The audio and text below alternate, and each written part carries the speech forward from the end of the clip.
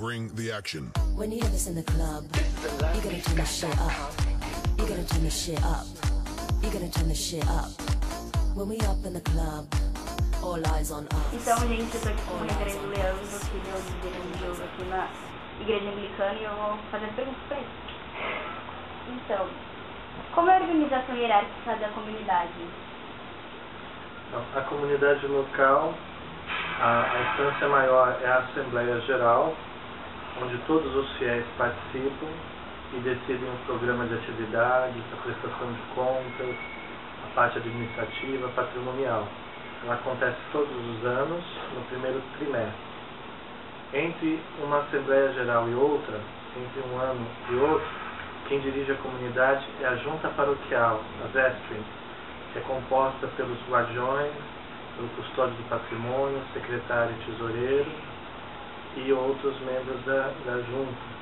É o reverendo, o clérigo, né, o reitor, ele é sempre o presidente da junta paroquial.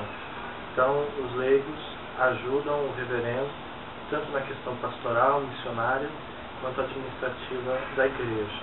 Essa é a hierarquia local.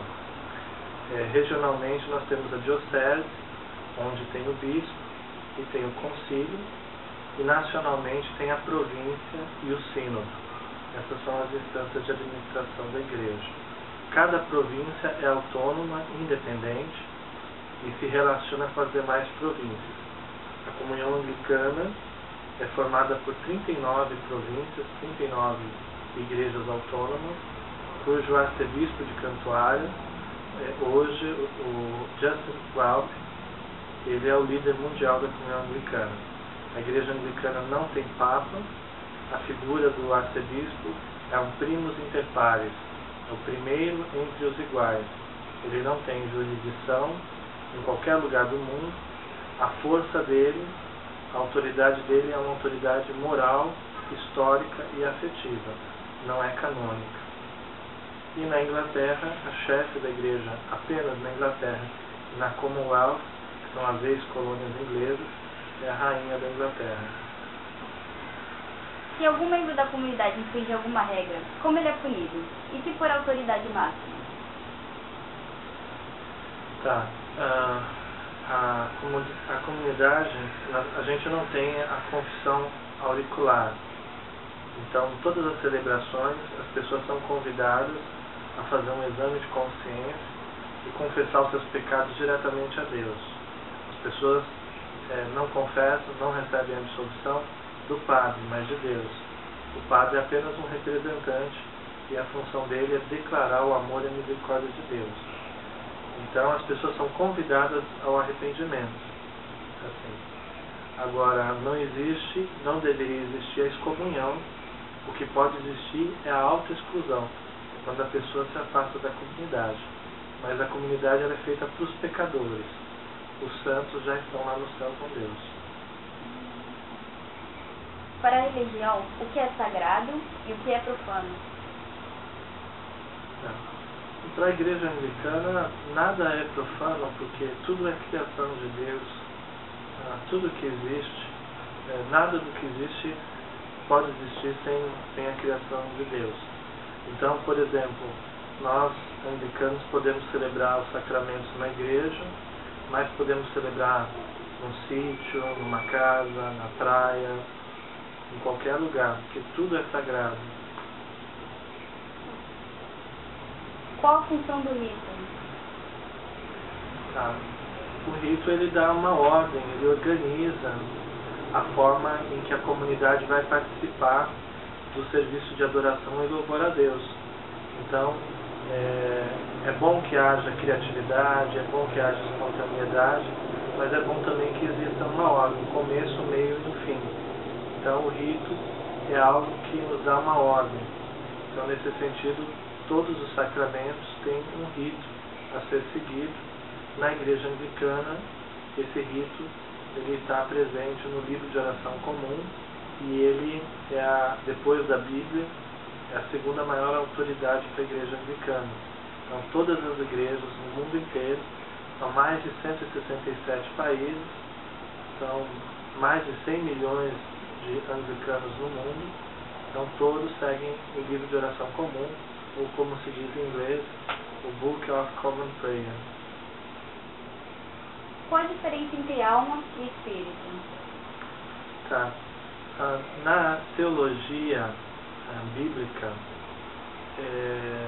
o cristianismo é herdeiro do judaísmo. Então, a visão antropológica do ser humano é uma visão tripartite, ou seja, alma, espírito e corpo. Né? O corpo é a sarx, o espírito é o pneuma e a alma, né? É o ruach. Então, o espírito é a imagem e semelhança de Deus, é a força, o poder de Deus agindo em nós. A alma é aquilo que nos dá a vida, a vitalidade, o movimento, nesse sentido. E na visão da Igreja Anglicana, o que é pecado? Tá. A palavra pecado vem do grego hamartia, que significa errar o alvo. Então, tudo o que nos afasta do nosso alvo é pecado. Então, se a gente for ver a concepção do Antigo Testamento, o ser humano foi criado para a honra e glória de Deus. Então, todas as vezes que nós nos afastamos dessa meta, nós estamos em pecado. Como é o diálogo ecumênico ou interreligioso? A Igreja Anglicana é uma das fundadoras do movimento ecumênico, que iniciou-se na virada do século XIX para o século XX, em 1908 aproximadamente, 1910, em Edimburgo, na Escócia, teve o primeiro congresso ecumênico e a Igreja Anglicana já estava lá presente. Então, desde esse período, ela tem participado ativamente como fundadora do movimento ecumênico moderno. E ela também participa do movimento interreligioso. Aqui em Santos, há mais de 10 anos que eu participo do diálogo interreligioso. Nós somos em 14 diferentes religiões, entre judeus, islâmicos, Seishonoe, messiânica, budista, Seishonoe, espíritas, LBV está presente, então, e cristãos também. Então, nós trabalhamos voltados para a justiça e para a paz e para a cidadania. Então, esses são os princípios que nos unem. E o respeito à fé, à crença de cada um. Santo Agostinho resume para a gente o que é o diálogo ecumênico e interreligioso. Ele fala o seguinte: naquilo que é principal, naquilo que é fundamental, que haja unidade. Naquilo que é secundário, é periférico, que haja liberdade. Mas em tudo que a gente possa agir com caridade.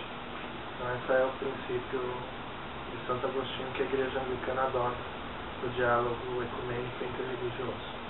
E a última pergunta é uma pergunta assim, meio polêmica. Se você não quiser responder, eu vou entender, mas esse assunto de homossexualismo, sexualidade está muito em evidência hoje em dia. Eu gostaria de saber a visão da Igreja Anglicana sobre o homossexualismo. Então, a Igreja Anglicana, desde uma década atrás, ela tem se debruçado sobre essa questão, tem estudado, tem refletido, tem orado, tem chamado seus fiéis à reflexão sobre esse assunto. A Igreja Anglicana não impõe dogmas aos seus fiéis, então cada fiel ele é responsável e livre pela sua consciência e à luz da palavra de Deus, da razão e da tradição, ele pode tomar sua decisão em relação a isso. Não há nenhuma imposição de cima para baixo, mas cada fiel tem a sua liberdade para tomar sua decisão. Hoje, as igrejas da comunhão vivem uma grande crise em volta de dois temas principais, que são a ordenação feminina e a ordenação de clérigos homossexuais, homens ou mulheres, e o casamento homossexual. Então, algumas igrejas dos Estados Unidos e Canadá têm adotado tanto a ordenação quanto o casamento homossexual. Mas a maioria das igrejas do hemisfério sul, a grande maioria, chamado Global Sul, Sul Global, eles são contra, né? Então, essa questão não está resolvida ainda na igreja, é uma questão polêmica, mas a igreja anglicana, ela permite que cada fiel tenha a sua posição em relação ao tema. E a igreja em si não tem nenhuma posição sobre isso? A nossa A posição a posição de liberdade. é de orar e de refletir sobre o assunto. Mesmo chegando a uma conclusão sobre o assunto, a igreja não impõe aos seus fiéis o que ela deve fazer.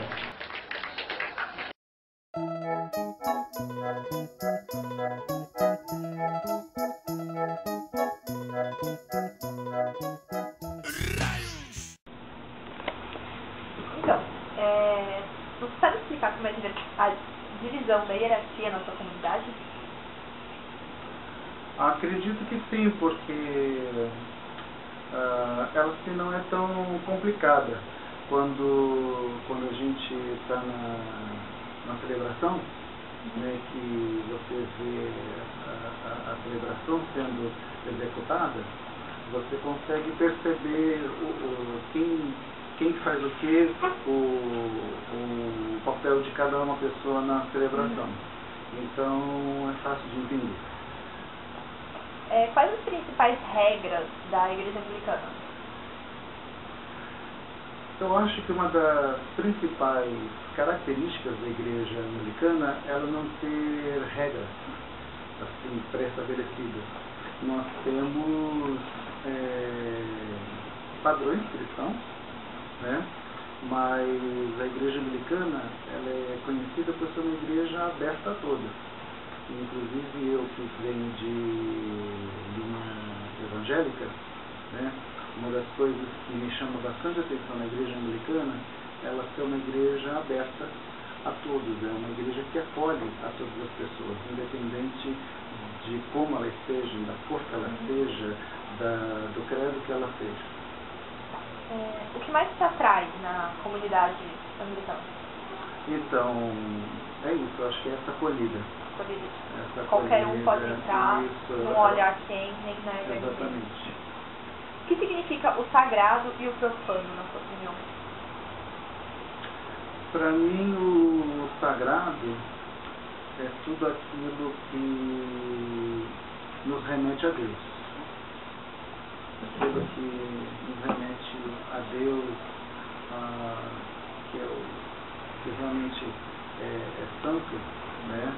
Isso me remete ao sagrado, a Deus, acho que essas coisas são mais ligadas. E o profano é exatamente o contrário. Aquilo que me afasta de Deus, aquilo que me afasta da comunhão de Deus, isso é meu profano. Como você vê a relação da igreja em geral com o pagamento mais do dízimo, que algumas exploram demais, algumas não? Como você vê isso? Eu acho que isso é pessoal. A Bíblia, ela tem um ensinamento. Ela ensina o cristão a devolver o dízimo, né? A devolver, né? Porque Deus, Ele nos dá tudo que nós temos, a gente acredita que Deus nos dá tudo que nós temos, né? O dízimo é só uma pequena devolução daquilo que Deus nos dá, né? Então, uma coisa é você entender o ensinamento que a Bíblia te dá. Outra coisa é você ter o discernimento para saber aquilo que a igreja está te impondo, né? Se aquilo que a igreja está te falando em relação a você ofertar dinheiro para ela, se aquilo não está te agradando, então nós somos aqui tão privilegiados, nós temos várias igrejas, várias denominações, várias religiões, onde a gente pode escolher onde a gente quer ir. Tantos países aí que são fechados, né, que você não tem essa oportunidade de escolha, e aqui nós temos essa escolha.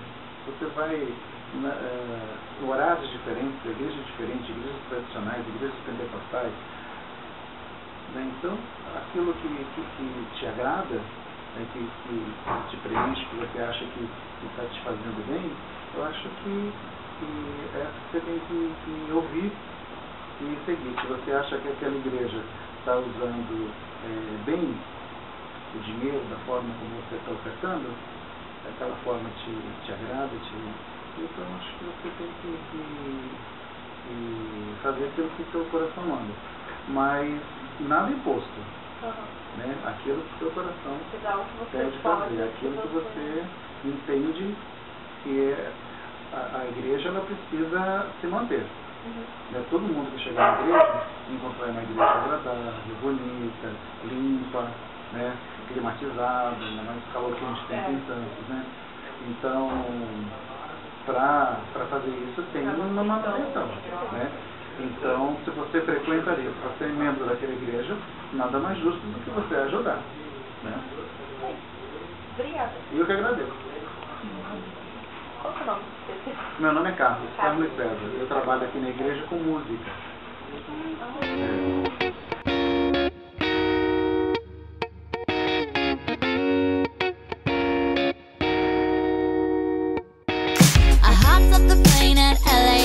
With a dream, my cardigan.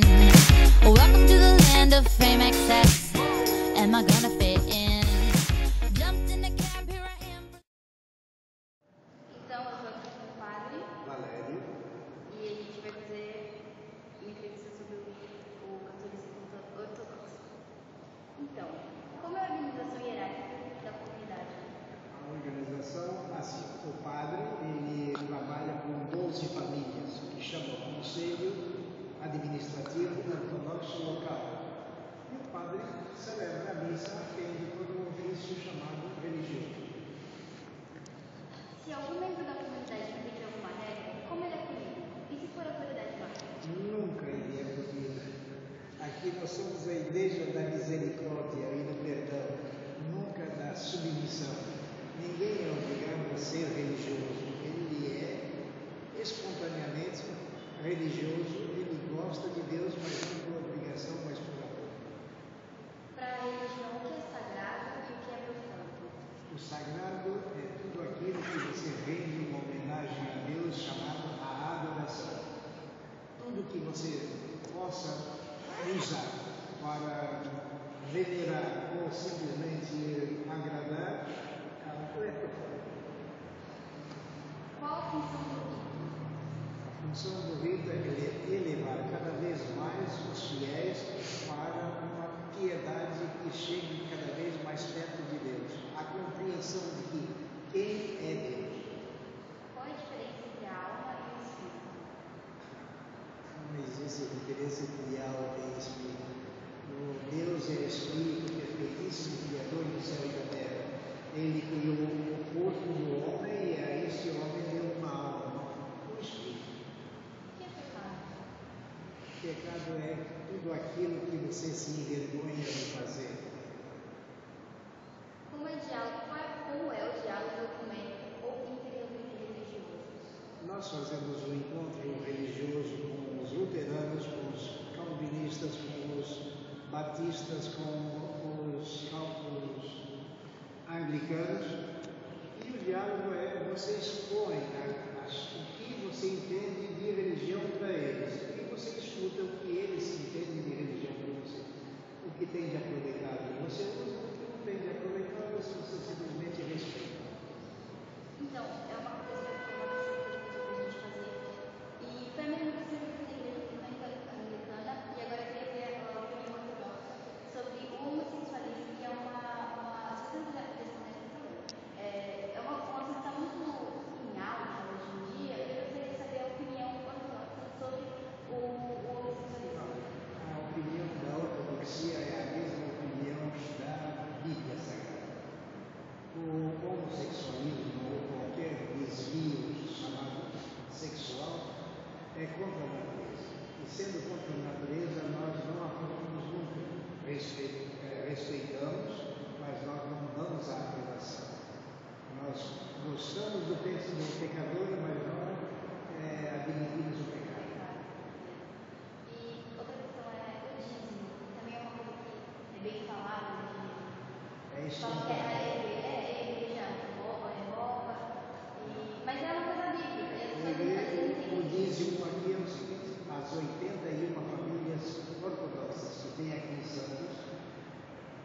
dão um dízimo de R$20 por mês, ou por bimestre, espontaneamente. Quer dar, não tem, não quer dar, não tem problema.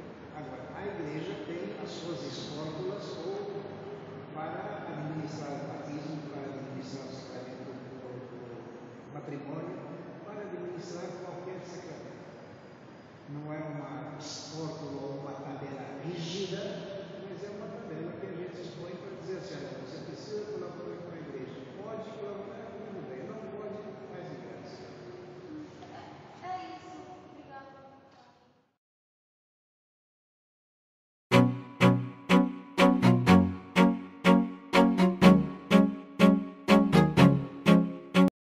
Minha pergunta seria: como é a organização hierárquica da comunidade?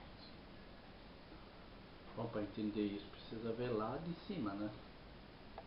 Desde a igreja lá do Vaticano, que tem a sua origem, porque que tem o bispo de Roma, né? Que a gente chama de Papa. Ele vem do mandato de Jesus através de Pedro. Pedro é pedra, e sobre esta pedra eu vou edificar a minha igreja. Então, na verdade, o primeiro bispo da igreja, assim, para organizar a igreja, foi São Pedro. E ali, a partir daí sempre foi a tradição, através de eleições, né? E que hoje o Papa Francisco diz, o bispo de Roma é aquele que tem a função, a missão de ir no mundo organizar a igreja. Depois essa função, porque no mundo todo ele não pode estar presente, Sim.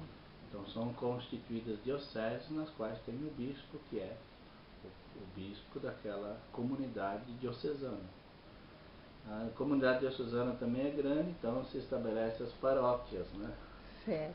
Onde são estabelecidos os párocos e que tem toda a legislação das suas funções, das suas atribuições no Código de Direito Canônico, que rege as leis da igreja. Então a parte hierárquica funciona dessa forma, né? O pároco presta obediência ao bispo, o bispo tem que prestar obediência ao bispo de Roma, ao Papa, né? E assim por diante. Essa é a parte assim hierárquica da igreja na parte administrativa. E cada um, dentro do seu nível, responde por todas as ações, que sejam religiosas e até mesmo civis, né? Dos fatos, dos acontecimentos que possam vir a acontecer numa comunidade. Okay.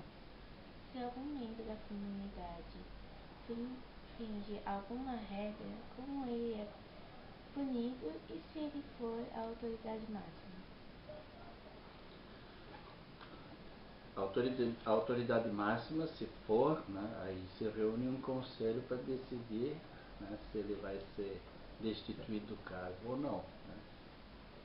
Então, nesse sentido. Agora, se algum membro de uma comunidade, e aqui comunidade é muito amplo isso, né? O que é uma comunidade paroquial, o que é uma comunidade diocesana, o que é uma comunidade religiosa, né? No nosso caso, nós três somos uma comunidade de 3 pessoas, né? Então, se alguém infringir uma lei, primeiro tem que ter o diálogo, né? Sentar com a pessoa, o que está acontecendo, porque só há assim, uma punição mais severa quando a pessoa extrapola, né, aquilo que foi estabelecido, como o caso do padre lá de Bauru, né? Ele jurou a obediência ao bispo dele, depois ele não quis ouvir mais o bispo, né? Então a pessoa fala assim, o bispo excomunga. Não, o bispo não excomunga ninguém. É a própria pessoa, por a sua atitude, é que se exclui da vida da comunidade, né? Isso em qualquer segmento, qualquer organização tem as suas regras, as suas normas, né? E quem quer entrar nela está ciente do que está assumindo.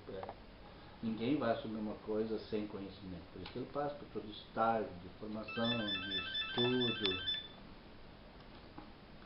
de estudo para poder, né, realizar a sua tarefa, a sua missão, né? Isso em qualquer instância, dentro da igreja também é assim, né? Agora, o fiel sempre é convidado à sua reconsideração, a não ser que ele abdique da sua fé, aí ele mesmo está se excluindo como punição que ele está se dando, não é nem a própria igreja que dá a punição, né?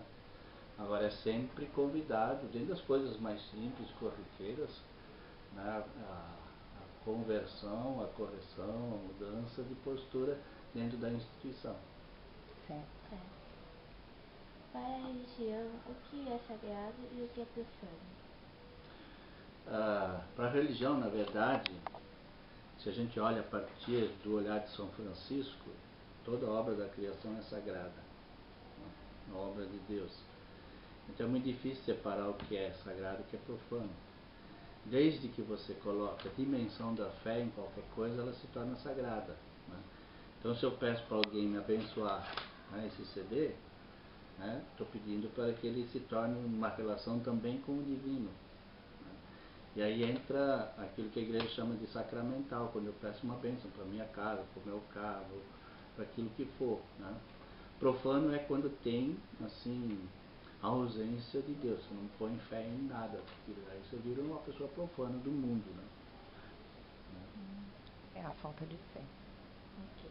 Qual a função do rito?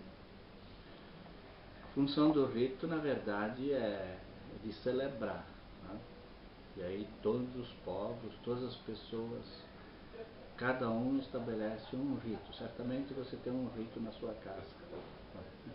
Quando você levanta, quando você vai escovar o dente, quando você vai tomar banho, né?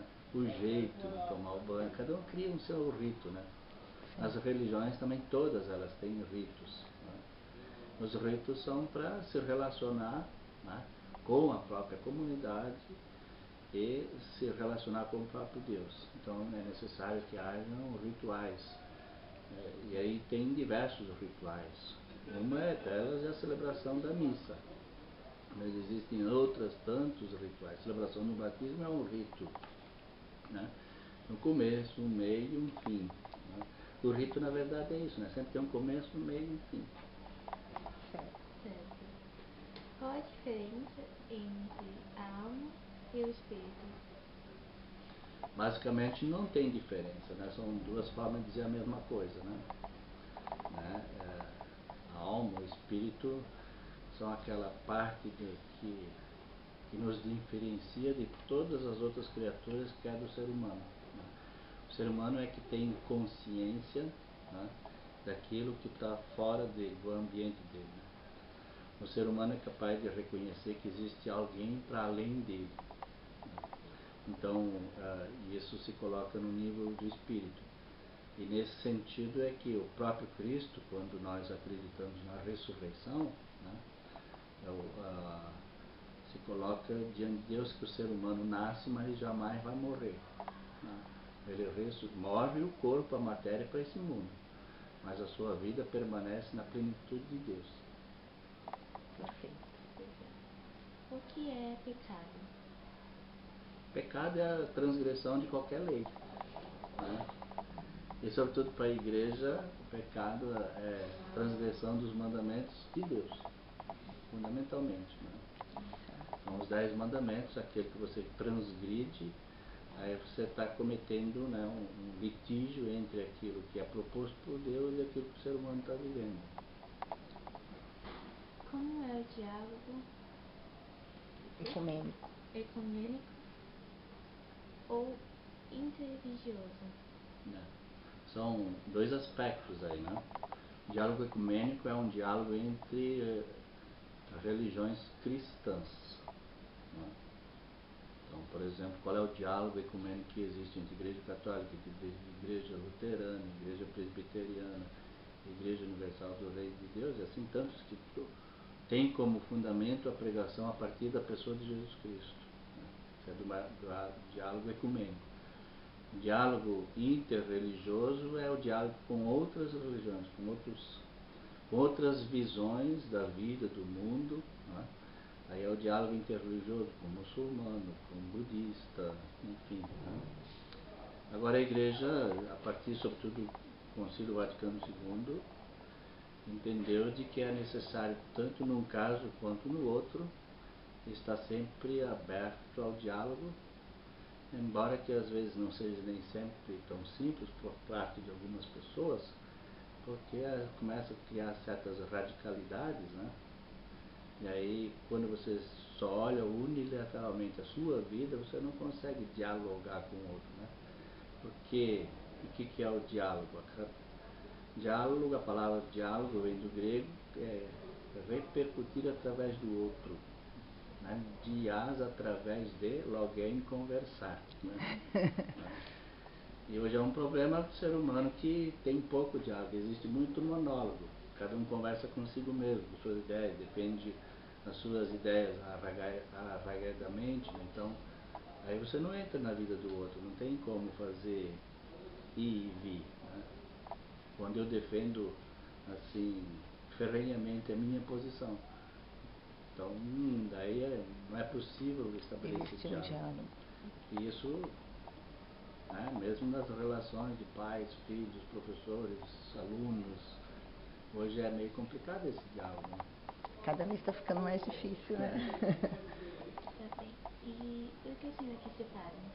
Eu? Porque esse padre, porque me encantei uma vez por um grupo de missionários que passou na minha cidade, franciscanos, e eu disse, eu quero ser igual a eles, né?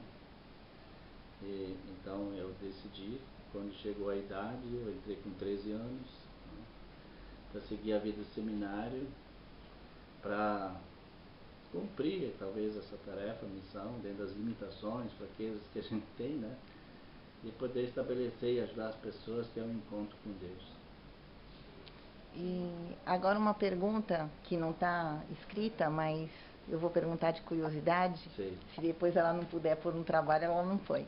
Qual a diferença de frei e padre? Na verdade, aqui não se trata de ter diferença ou não, né? Sim. A palavra frei é uma palavra em latim, né? Frater, irmão. Né? E São Francisco, quando começou o movimento dele, ele convidava todos a serem irmãos no mesmo projeto, né? Por isso ele começou a chamar de irmão fulano, irmão ciclano, irmão beltrano, né? A questão do padre é em vista de ordenação sacerdotal, né? Então, existe o padre secular, o padre religioso. Como padre são todos iguais nas suas tarefas, nas suas missões, né? Agora, como religioso, frei, aí constitui e estabelece fraternidades, né? Tá. Por isso que, por exemplo, nós temos que ter sempre no mínimo 3 pessoas em cada casa onde a gente mora, para poder criar essa irmandade, né? Tá. de uns com os outros, né? Então, e aí a gente recebe esse título, né? Quando você chama assim, na verdade, Frei André, você está falando, irmão André, como é que vai? Ah, tá. Obrigada, então. Como é que